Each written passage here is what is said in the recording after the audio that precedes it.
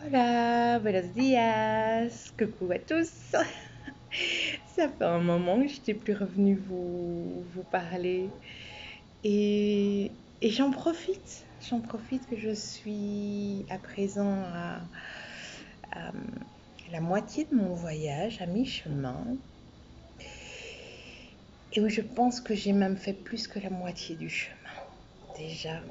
Euh, J'en profite justement pour venir vous remercier du plus profond de mon cœur, vraiment, parce que depuis toutes ces années où cette quête identitaire m'a pris beaucoup de temps, d'énergie, euh, sans compter les montagnes russes émotionnelles que ça représente. C'est dur, c'est difficile, il faut beaucoup de courage pour affronter ça.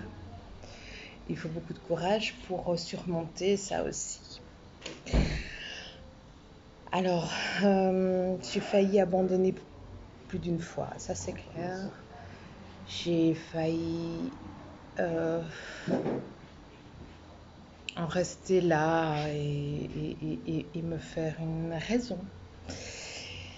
Et puis finalement, je me rends compte que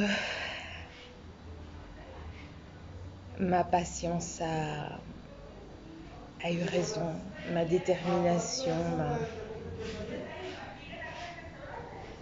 ma volonté, ma capacité de rebondir aussi, je pense, parce que sinon je n'en serais pas là aujourd'hui, ça c'est clair. C'est clair.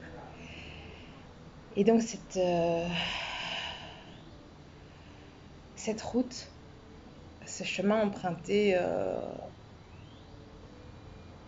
pour arriver au bout, parce que je peux vous le dire que là, oui, j'arrive au bout, enfin. Et ça fait plaisir de le dire, ça fait plaisir. C'est pour ça que je vous en parle, c'est pour ça que je suis là aujourd'hui, que je tiens vraiment à vous remercier du plus profond de mon cœur pour tout ça, justement, pour tout ce que vous avez fait, la manière dont vous m'avez accompagné, la manière dont vous m'avez encouragé,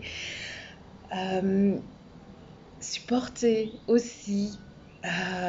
C'était pas facile toutes ces années. C'était pas facile. J'ai failli, j'ai failli abandonner et j'ai continué. Et aujourd'hui, c'est de l'émotion que je ressens simplement, c'est de l'émotion positive parce que je me sens accomplie. Ce voyage est particulier.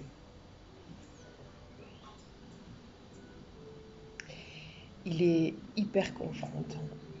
Je le revis seule à nouveau, seule et c'est bien. C'est bien parce que c'est ce qui permet à l'individu de ne se centrer que sur soi et pas se préoccuper de quelqu'un d'autre pendant qu'on est dans son histoire. Et ça, c'est important. C'est très, très important. C'est quelque chose qui, je pense, est nécessaire de vivre seul. Chacun fait comme il veut, évidemment. Chacun fait comme il le sent. Je pense que le plus important, c'est de se respecter, surtout. C'est de se respecter, oui.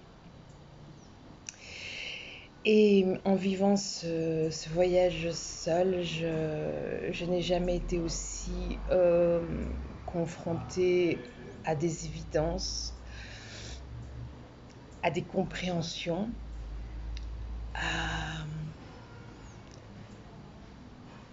à une matière très riche au niveau de l'expérience humaine, psychologique, émotionnelle, à travers un tel parcours et dans un processus de résilience, quelque chose que j'aurais vraiment envie d'approfondir justement lors de mon prochain master en sciences de la famille.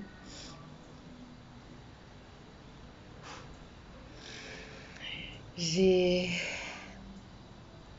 comme le sentiment d'avoir un voyage qui, au-delà de cette reconnexion, de ces recherches, de ces investigations, de tout ce que ça m'a pris comme énergie, de faire des démarches, de me débrouiller dans tout, hein, dans cette culture, dans cette langue, dans tout ce que ce pays représente et qui n'est plus du tout mes codes de référence. Donc, je dois, en plus de cela, apprendre à jongler avec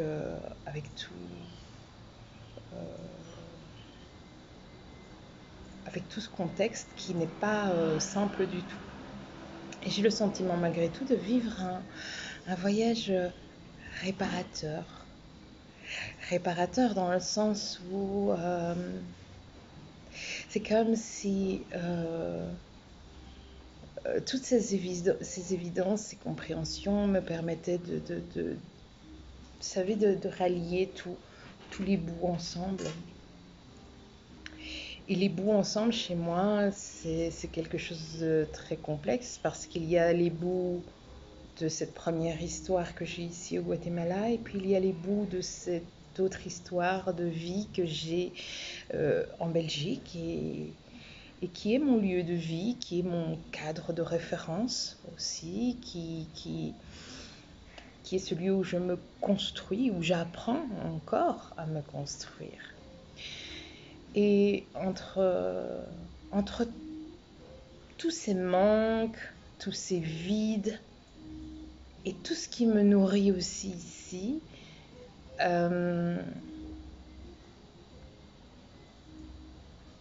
j'ai l'impression de vivre tellement de contrastes en fait. C'est un grand écart, carrément, c'est un grand écart entre ce que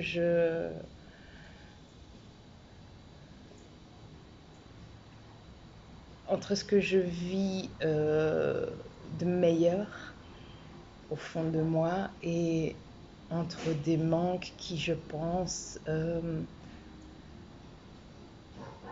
ne seront jamais comblés, mais acceptés. Acceptés parce que c'est comme ça déjà. Alors ici, je suis en train de découvrir ce qu'un enfant en fait devrait découvrir, c'est-à-dire l'histoire de la famille, l'histoire de la culture, l'histoire des traditions, et pas que des traditions du pays ou quoi que ce soit, hein, vraiment les croyances même de l'endroit où il a grandi, où il a évolué, c'est important tout ça. La manière dont on m'a bercé, la manière dont j'ai réagi à certaines choses et pas à d'autres. Toutes ces choses-là, moi, je ne les connaissais pas jusque-là. Je ne les connaissais pas, je les apprivoise seulement maintenant. J'ai l'impression de découvrir tout cela comme si j'étais un enfant, en fait, tout simplement, comme si j'étais un enfant maintenant. Alors, je rallie les bouts de cet enfant à la femme que je suis devenue, à la mère que je suis également aussi, à tout ça. C'est un travail, mais incroyable, inouï à l'intérieur de soi. Ça bouge beaucoup, ça travaille, mais ça fait du bien de se dire que enfin il y a une forme de reconnaissance pour tout ce que j'ai vécu, bien vécu et mal vécu. Toutes ces compréhensions justement de tout cela apportent une forme de paix. Ça c'est important parce que parfois on ne réalise pas, et même l'entourage ne réalise pas à quel point certaines choses qui paraissent banales peuvent en réalité être très conséquentes pour quelqu'un, très dur à vivre, à supporter. Et même si je savais certaines choses, je n'en comprenais pas autant la profondeur et l'intensité finalement. Je les ressentais, mais la compréhension de cela, c'est encore autre chose.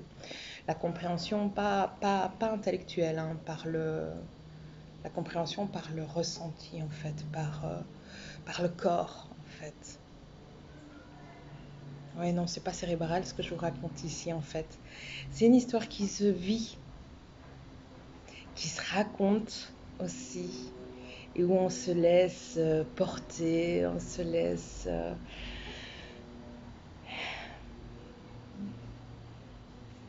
Oui, on se laisse bercer par le courant de la vie, là, ça fait du bien. Alors voilà, pour toutes ces choses que ce voyage m'apporte, je vous ne dirai jamais assez merci d'ailleurs. Je ne vous le dirai jamais assez. Non, non, mais je vous le dis encore. Merci, merci du fond du cœur. Bien, il me reste à suivre cette seconde moitié de voyage et à vous revenir avec des informations plus tard très riches à vous partager. Je prendrai un temps d'abord pour continuer à les intégrer et à me nourrir de cela avant de vous les partager. Mais oui, je vous les partagerai quand même, promis. Je vous souhaite... quelle heure il est en Belgique? Une bonne journée, je dirais alors, parce que ici c'est le matin, il est tôt le matin. Ciao, ciao!